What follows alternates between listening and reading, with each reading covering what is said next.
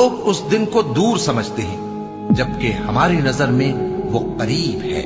جس دن آسمان ایسا ہو جائے گا جیسے پگھلا ہوا تانبا، اور پہاڑ ایسے جیسے رنگین اون، اور کوئی دوست کسی دوست کو نہ پوچھے گا، حالانکہ ایک دوسرے کو سامنے دیکھ رہے ہوں گے۔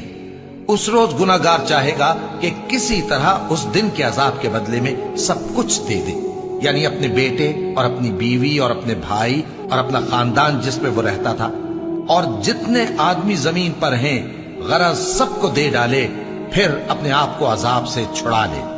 لیکن ایسا ہرگز نہیں ہوگا۔ وہ بھڑکتی ہوئی آگ ہے، کھال ادھیڑ کر کلیجہ نکال لینے والی۔ وہ ان لوگوں کو اپنی طرف بلائے گی جنہوں نے دین حق سے اعراض کیا اور منہ پھیر لیا، اور مال جمع کیا پھر سینت سینت کر رکھا۔ کچھ شک نہیں کہ انسان کم حوصلہ پیدا ہوا ہے۔ جب اسے تکلیف پہنچتی ہے تو گھبرا اٹھتا ہے، اور جب ملتا ہے اس کو مال تو بخیل بن جاتا ہے۔